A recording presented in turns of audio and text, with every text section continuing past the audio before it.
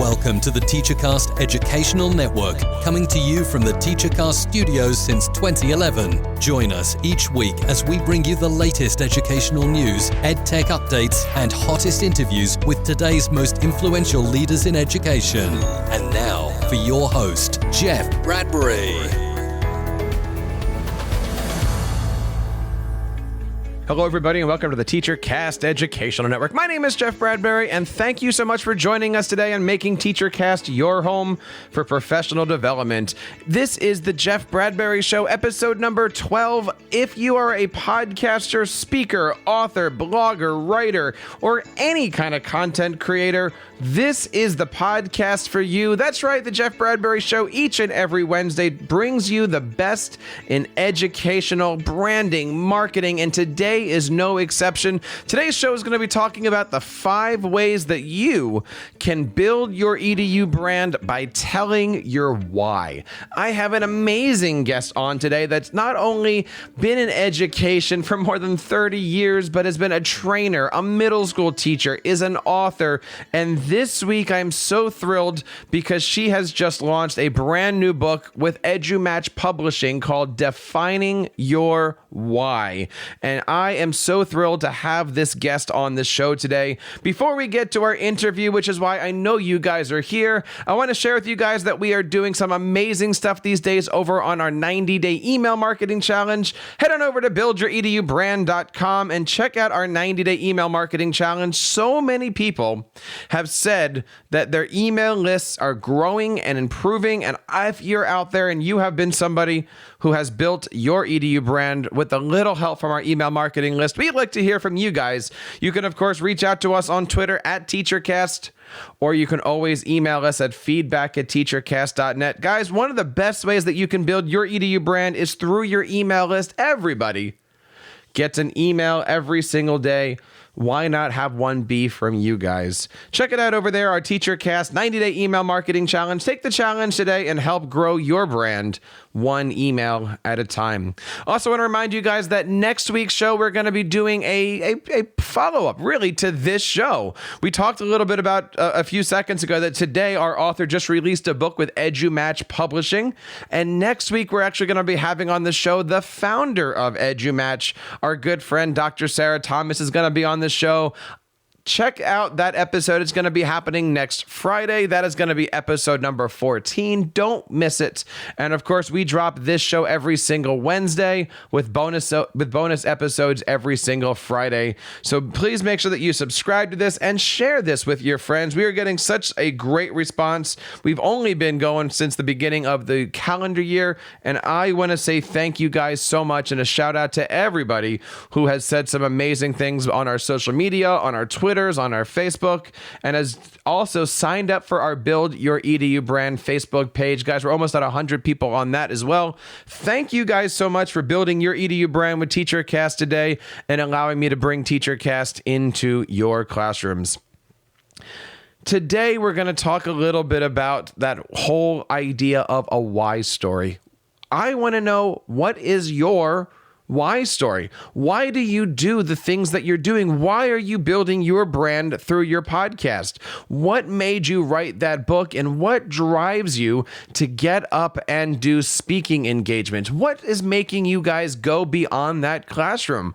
My why story is pretty much something I've been working on all my life.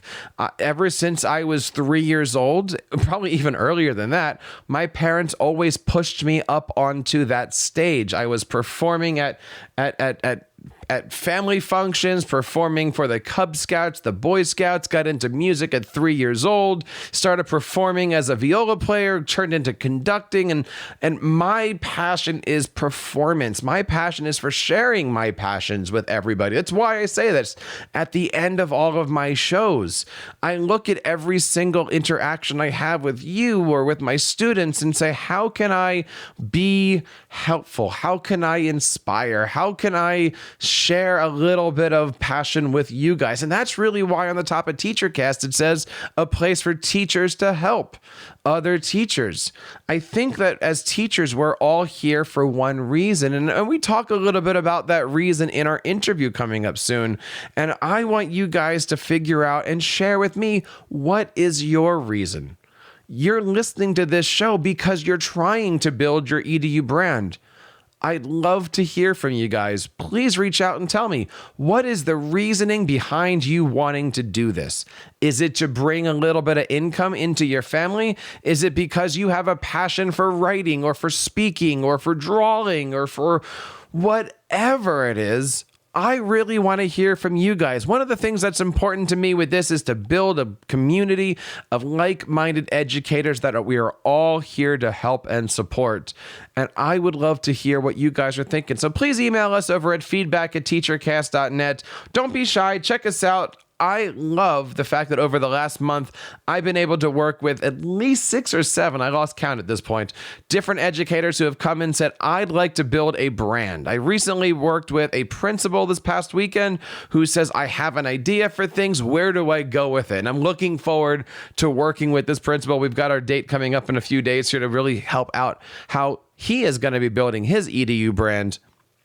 And I got to tell you, you guys are so creative and so inspiring. You are pushing me to do these shows and to create this kind of content. I want to say thank you. But before we get into all of that, I want to introduce our guest for today.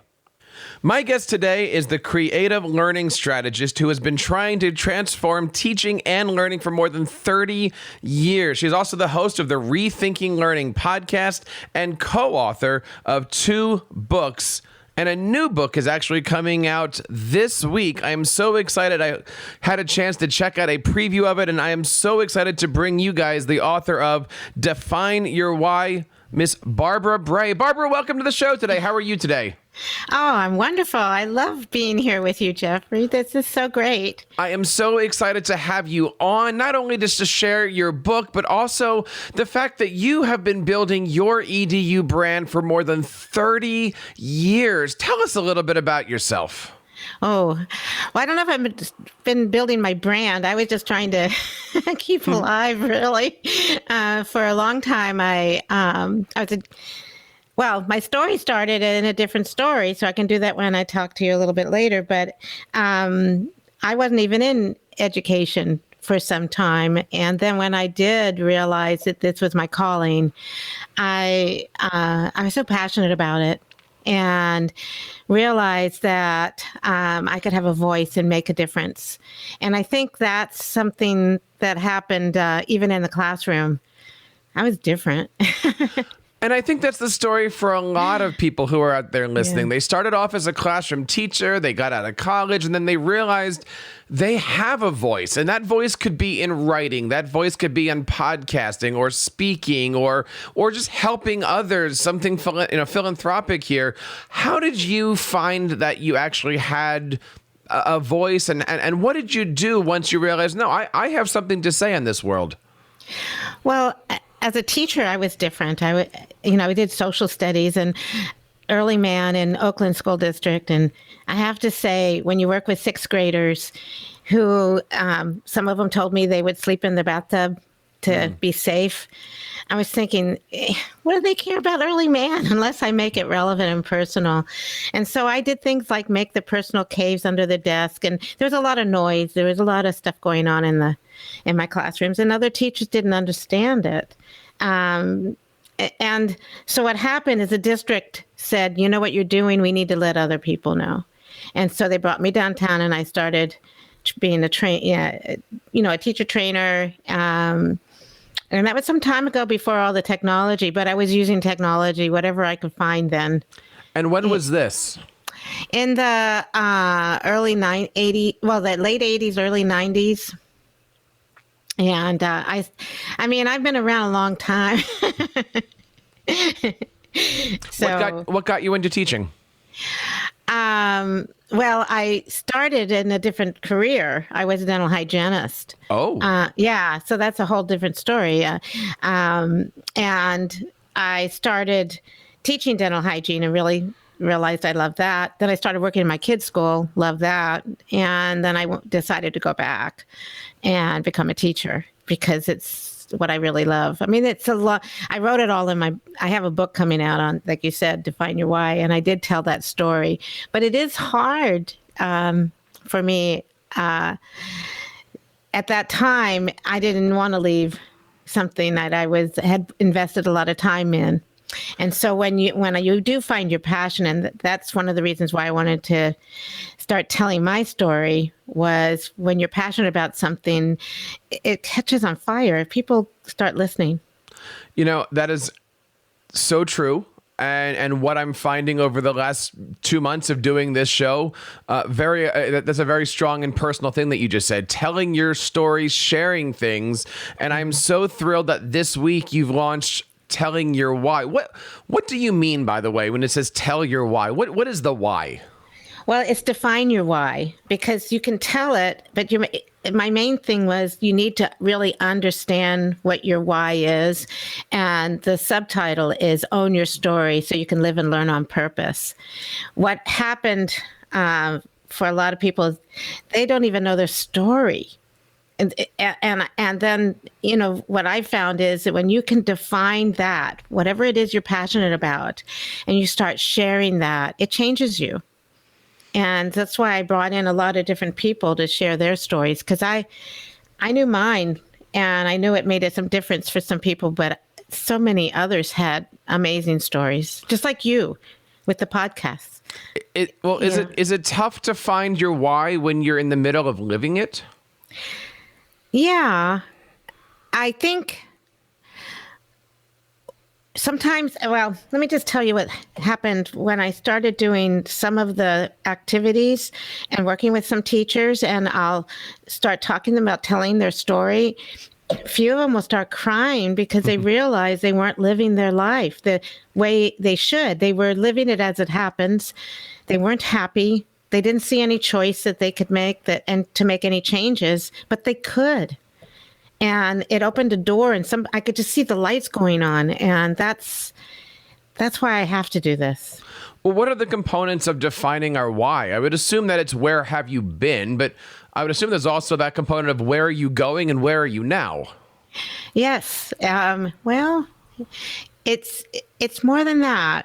Do you want to talk about one of the activities, or let's get into that in a little bit, because we are going to be sitting there. We're going to break down everything here as we talk about the five ways to do all of this stuff. But I just so many people who are out there are trying to find their voice. And I've had a lot of people over the last 6 or 7 weeks or so email me and going, not only is it great to hear the stories of all these people that we're bringing on, but we're figuring out what is their backstory. How did they learn how their why is? How did they learn how to start to define themselves? And so many people who are listening to this show are just beginning to get onto that stage and be storytellers. And let's start there for a second. The importance of not being a speaker, but being a storyteller. I believe that when we're out there doing it, whether it be a podcast, a writing author, it's all about being able to be a good storyteller. Mm-hmm. Well, I just finished going through the TED Masterclass. Mm-hmm. I want to do a TED Talk, and one of the things they had us do was come up with a through line, to help you understand what your story is. And I loved that because it made me really rethink what my story was. And what came out of it was that I was renting other people's stories and not living my own. And that's what happens with a lot of people. They go into a profession, or they go into something, or they get a job because, someone else pointed them that way, or the money was good and they don't want to leave, or they might even get in a marriage that's not healthy. There might be some things that are happening in their life, but they never really think about it until you start talking about what they're feeling, what's going on with you. Are you finding, when someone tells me they're not happy, but they don't see any reason, they don't see any way they can change it, I want them to tell me more. And like I mentioned to you before we started that some of the, in some of my workshops, when we do go deep like this around their stories, some people all of a sudden have this aha moment and start crying because they had no idea that they could change. And it could be just a little bit. It could be, for some people, some teachers tell me they can't leave a situation that's just so unhealthy and so awful for them. I've had some teachers even tell me some things that scared me, that they might want to hurt themselves. And I have coaching background. I have cognitive coaching background. So I tried, but I'm not a therapist. And I have referred people out for that have had, some troubling issues.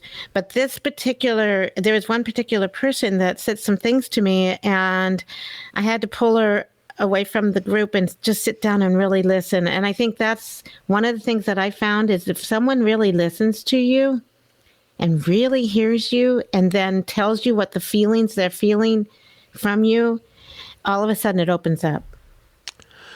Today we're going to talk all about the 5 ways that you out there listening can build your brand by telling your story, by defining your why, by sharing who you are with that world. Barbara, tell us what the first way that we can do that. How do we really start to make a mark by defining what our whys are? Well, we just talked a little bit about our sharing your backstory. We need to know who you are. We need to know a little more about you. And the idea of sharing your backstory means that you tell, not only,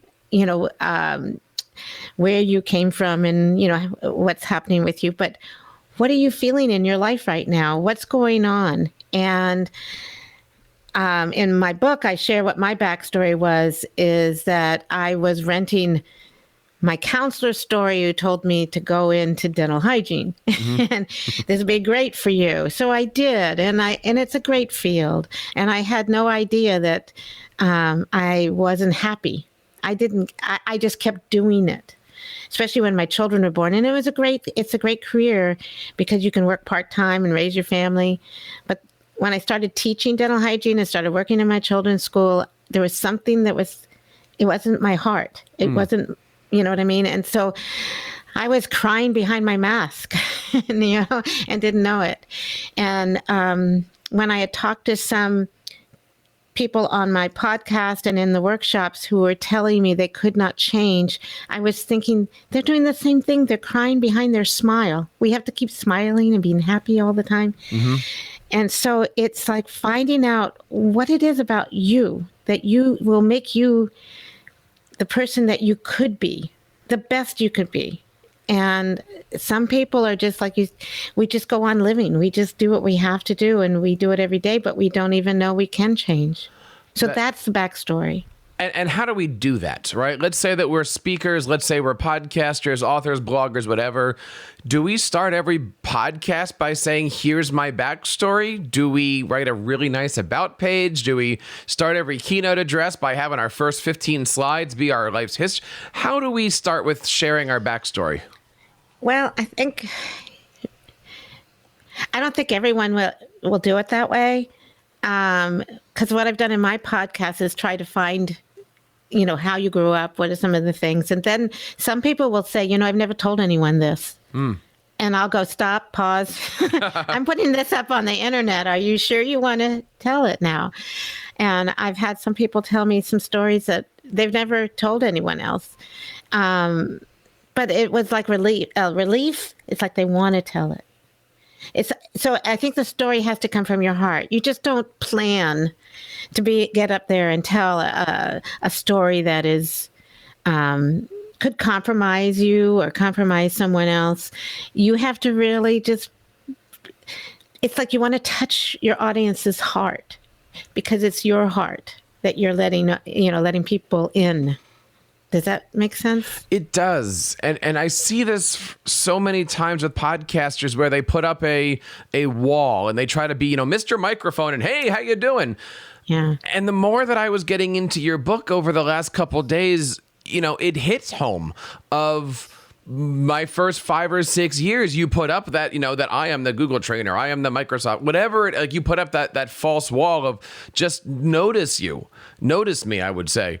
And it takes a while for anybody to figure all of that stuff out. I think for any teacher, the first couple of years that they're teaching, you have to put that wall up because, at least in my state of New Jersey, it takes a couple of years to get tenure. So you kind of have to put on that, here I am, even, you don't want to admit that you're looking for help in some things, right? So I think it's just hard for anybody to kind of crack that wall when you're supposed to be, I don't want to say it's Mr. Tough podcaster, but it takes a while or so to just kind of ease yourself in and kind of feel for your belongings and feel for your surroundings. The only thing that I would say a little different about that is that, because I did that, I put up a wall. I didn't let anyone in for a long time. But when I let people know who I am and let people also share their stories, it changes the relationships you have. I did that with my kids. I mean, I found that if you're not really open and honest and show your vulnerabilities and that you've even made some mistakes, you went down some paths that didn't work, they can connect with you because they're going to do that. And it happens. A quick story on my end, because clearly this podcast is turning into therapy for the podcaster, right? But, in my world, and many of you guys know my story here, I'm driving almost 3 hours to get to my job in Connecticut right now, and I teach middle school. And the other day I had a student ask me the same question that many other teachers have asked me, which is, why are you doing this? Like, why are you driving 3 hours to come and teach us? And I could have said something like, because I like it here, which is of course true. But I actually felt I kind of really let my guard down on this student, whether it was the right thing to do or not. And I looked at him and I said, do you plan on getting married one day? And he goes, yeah. I said, do you plan on having kids? He goes, yeah. And I said, would you do anything for those people? And he goes, yeah. I said, that's why I drive 3 hours to get to work. And you could just tell he looked at me, he's like, I get it. Like, you're doing this because you're supporting he's like, I totally get it. Now let's go out and have a good time. And we're doing broadcasting and stuff together like that. And your second part about telling your why is start with it. Start with that why instead of with the what or with the how. Okay. So I was doing for so many years, as a professional developer, I was putting everything together on this is what you should do. This is how you should do it. And in Oakland, and as part of a grant, I was part of the Core Values grant. It was a 5-year grant, and we were told to go in, and they would technology in the classrooms, and we would go and work in the classrooms. And I remember looking at one teacher who had black plastic bags over the computers. And I thought, well, that's interesting. I guess she's trying to keep the dust off. So I asked her about them, and she said, Barbara, if I don't see them, I don't have to use them. And I thought, I'm pushing something on this person who doesn't have any reason why she should use them. She's told there's top-down information, and that I was a professional developer doing that. I didn't build that relationship with the teachers to get them to want or be motivated to want to use technology. They were just told they had to do it. And there wasn't that feeling. So we changed the whole program to make it so we became more like a family. We'd have retreats and get together, and we'd show them strategies, but we'd talk about the why. And that made sense with me for everything I was doing. And that's something that we talk about a lot here on our tech coaching show. You can't just walk into a PD and say, here's a Google Doc, do something. You always have to ask, what are you doing in your classroom, and why is this important? Okay, now here's the technology. Here's the reason through. But you have to show people why something exists or why something is important to get, is it called just buying into the concept or buying into the strategy here? Well, that's the problem, is that we were taught that way. As teachers in school, we were told to do certain things, and we were the sage on the stage, and people were supposed to follow our orders. Well, when I started getting into more of the personalized learning component, looking at developing learner-centered, and that's the way it always worked. It was always about the kids. And I found that one of the things that we needed to do is have some conversations first about what this means and how this will impact your teaching practice, how this will impact you if you do change your, what you're doing, if you start bringing in technology or you try this other initiative. They kept telling me it's one more thing they keep throwing on my plate. And they needed to have, instead of someone holding their hand, which I was doing that, was holding their hand, showing them how to do things.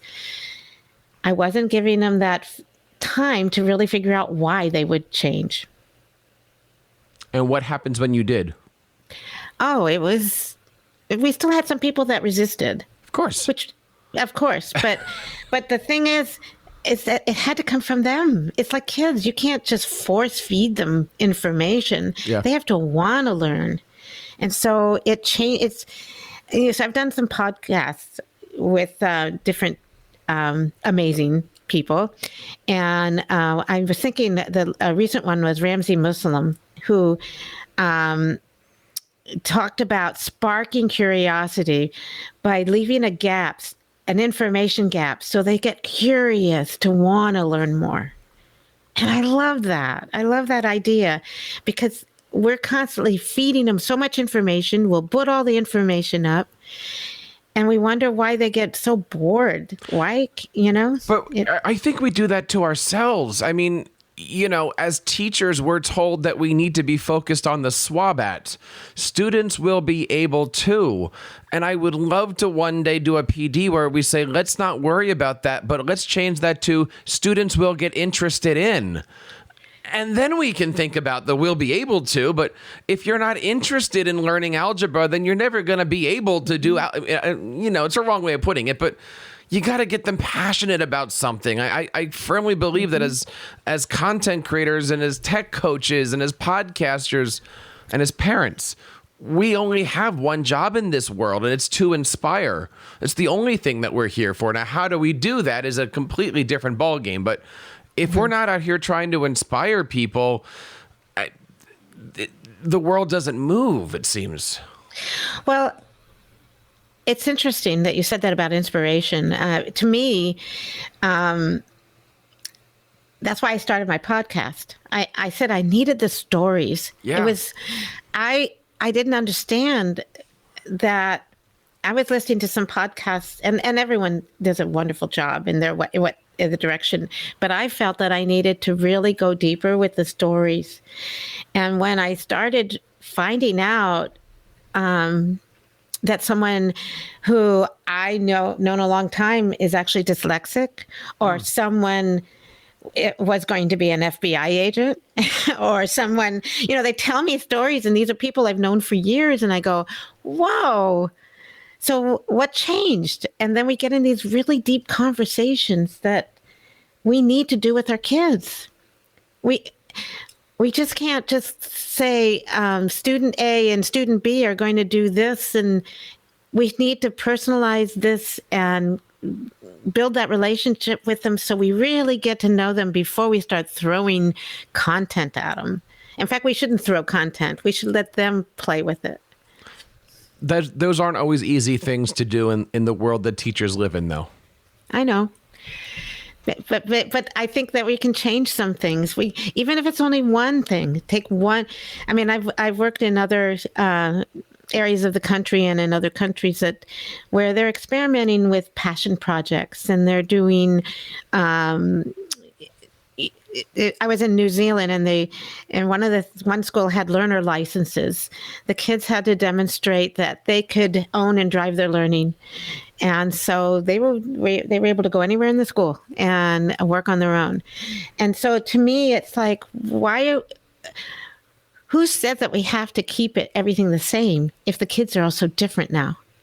Well, that brings us into our third thing here. You found a word that basically sums up getting people to figure out why they love something, why they're inspired, and really what drives them. What is this word that we need to be thinking about when we're trying to build our EDU brand by defining our whys? Yes, I better pronounce it for you. See what I did there? Yeah.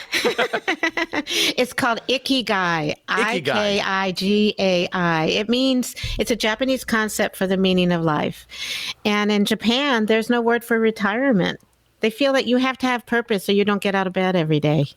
And so it has 4 elements. It's what you love, what you're good at, what the world needs. And I changed the last one to what your value is, what you value and what you're valued for.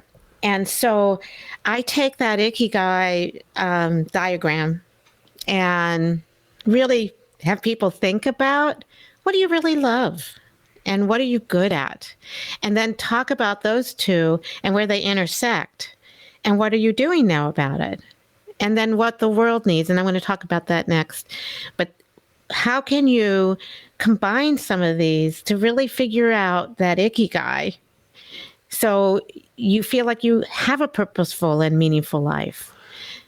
It seems like some of these things you're able to find on your own. And some of these things you might end up needing other people to point out about yourself to you. Mm-hmm.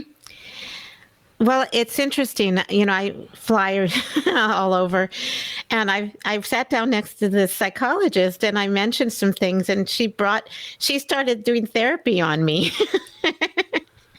And it was really interesting. She actually made took a paper plate and she made an intersection, which is similar to Ikigai, but goes a little deeper, and had me find 8 people in my life that mean a lot to me and write down their characteristics. And what is it about these people that made you, that you want them in your life, and what's really special about them? And we talked about that for a long time. And then she said, pick one of them.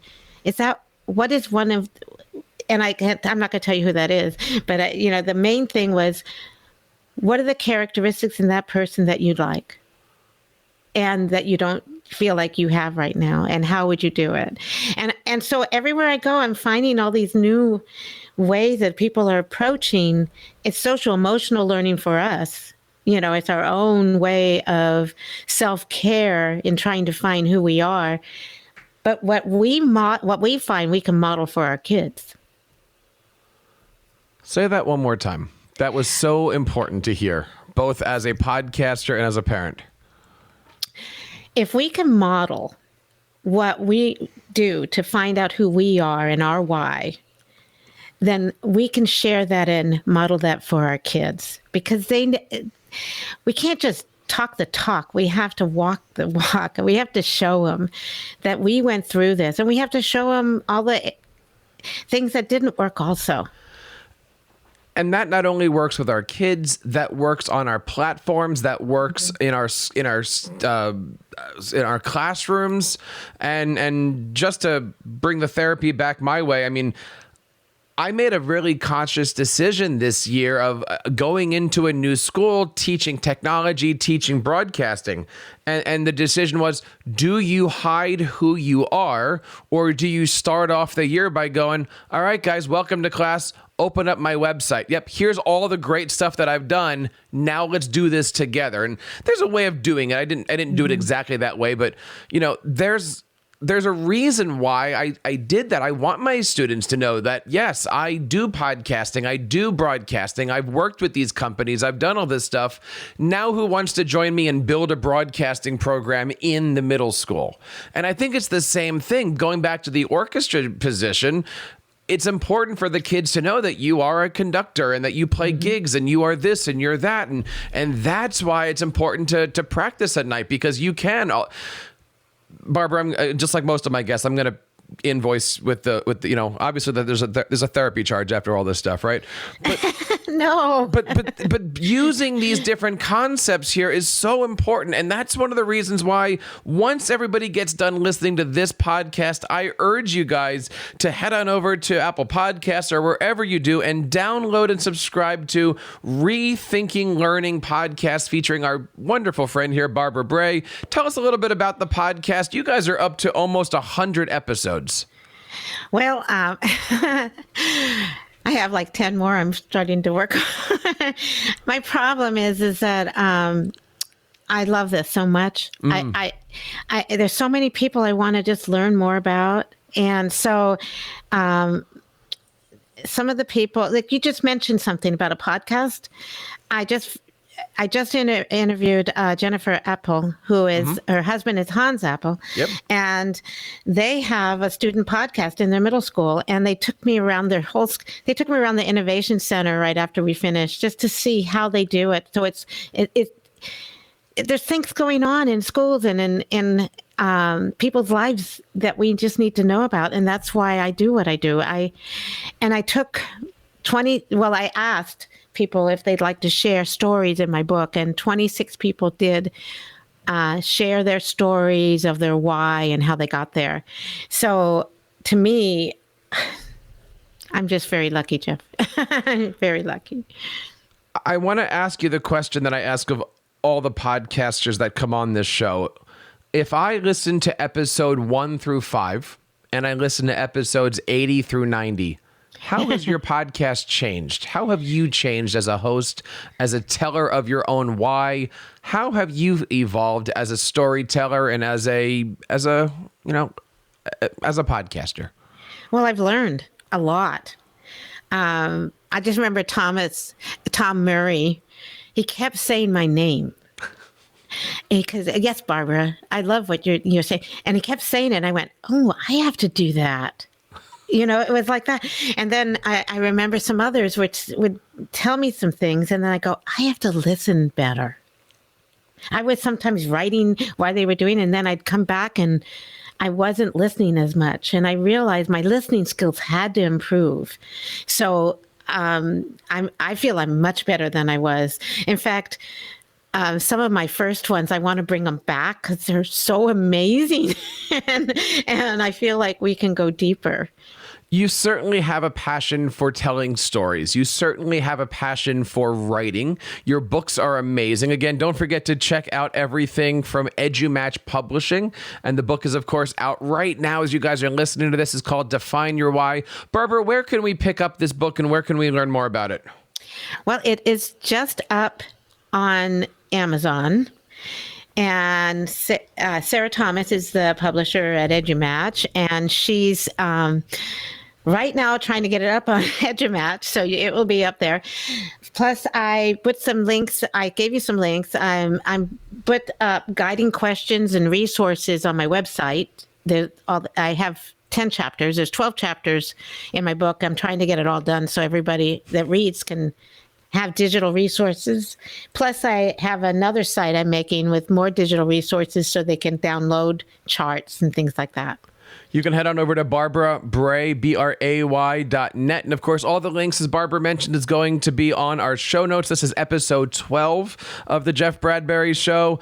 And, all of this is wrapping around to really what you say the fourth reason for building our brands through telling our why story. That's aligning our passions with what the world needs. Tell us a little bit about that. Well, that is... I can't remember if it's chapter 10 now, I think, or chapter 9. It is about, yeah. Okay. 9. Oh, yeah, you know better than I do now. What I found is I started doing work around the UN Sustainable Development Goals, and I'm a Teach SDGs ambassador.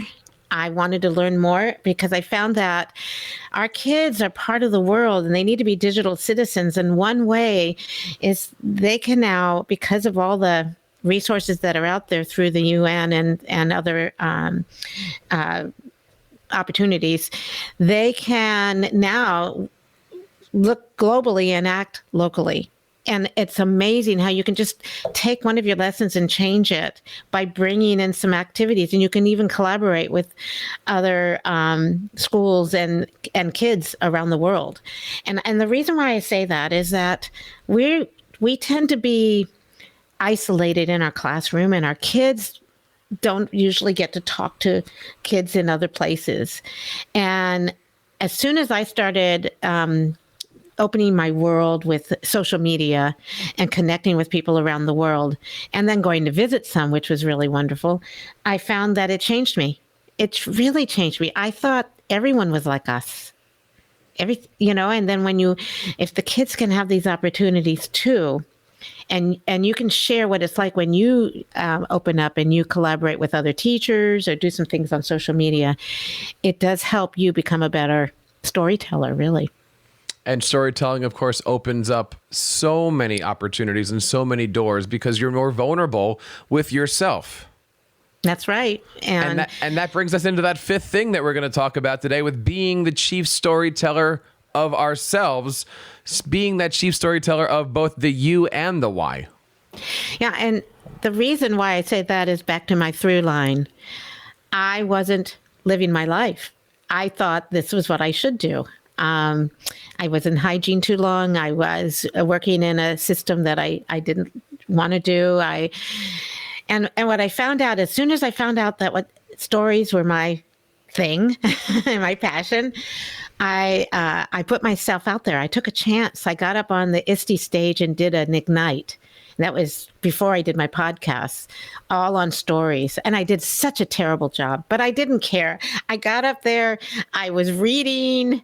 Some people said you could see my hands shaking and everything in front of, I think, 6,000 people. I was like, ah. But I did it. And I think what happens is if you put yourself and take some chances to do some way to find out what your passion is and share it, you'll be surprised who wants to go be on board with you. It's amazing. Barbara, you've got an amazing story to share. Where do you see Barbara in the next couple of years? Where do you hope that your podcast, that your stories, what do you hope to connect with over the next few years? Oh, well, I like I said, I have like 20 people wanting to sign up. So I have to, in fact, I hope, get you on my show. Be my honor. And I talked to Sarah about doing a children's book around the why. Really? Yeah. And because little Barbara, there's an activity where you write a letter to your younger self. And I thought, wow, that could be a book. That whole idea could be, because I loved poetry and I loved writing when I was young. I even wrote 2 poetry books when I was in college. Oh. Yeah, so I forgot to even write that in the book. So, but it's like, I didn't know how much I loved it. So I hope I write some more. I hope I get accepted for TED Talk.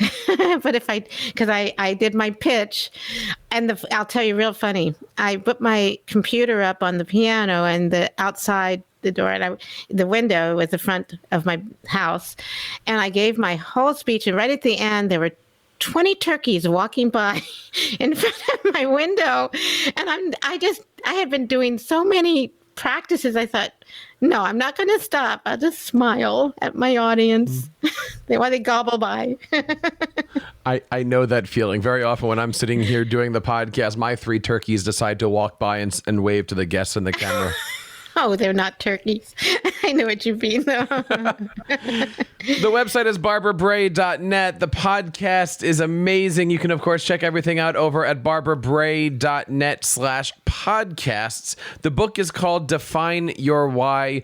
Barbara, I promise you, this is the first time we're having you on this show. I would love to have you come back and do a long form with this. Maybe we'll even bring other podcasters, educators, speakers coming on to talk about how really these are some of the most important topics of what we can do here as brand builders, platform builders. I mean, if I could sum this whole show today up in one word, it'd be vulnerability. Getting vulnerable out there, putting down that wall, as you mentioned it, and really sharing a little bit more of yourself with your audience. And I'll tell you, like I've said it a couple of times today, that is completely changed this podcast that we're on right now. That's completely changed what we're doing in TeacherCast. And if that resonates for you out there, we would love to hear one of your stories. Please feel free to reach out to us on Twitter at TeacherCast, or you can always email us your story at feedback@teachercast.net. We would love to have you and your stories be featured. And please take a moment and check out Barbara's book. It is absolutely amazing. I can't wait to finish it off this weekend. I'm so glad that we happen to have an extended weekend weekend together right now because we're recording this on the 15th of February. But Barbara, congratulations on all the success, and good luck with everything that's coming up. Please come back and share your passions with us sometime soon. Oh, I would love it. Thank you so much for having me on your show. It's please, our pleasure, our honor, and I'm so happy that we ran into each other recently at a conference. I always say, when you go to these conferences, meet everybody, talk to everybody, say hello, and I think that's how you and I met. I just saw you, and I wanted to come up and say hello. I think that's kind of how it went, and we struck up a conversation. And that's right. So get yourself out there, get to these different conferences, get a chance to meet each other. You never know who your next BFF is going to be, and we love to have you guys join us for that story. Don't forget that the Jeff Bradbury Show drops every single Tuesday with bonus episodes often on Fridays. And we would love to have you guys check out everything that we're doing here on our 90-day challenge. If you guys are looking to build your email list, we've also got that for you. And of course, we want to say one last time, thank you to Barbara and for everybody for making the Jeff Bradbury Show part of your professional development. And on behalf of everybody here in the TeacherCast Educational Network, my name is Jeff Bradbury, reminding you to keep up the great work in your classrooms and continue sharing your passions on your platforms. You've been listening to the TeacherCast Educational Network, hosted by Jeff Bradbury. Please reach out to the show with all of your questions on Twitter @TeacherCast or online at www.teachercast.net. Be sure to subscribe to our podcast so you don't miss any future episodes. And please take a moment to write a review in the App Store.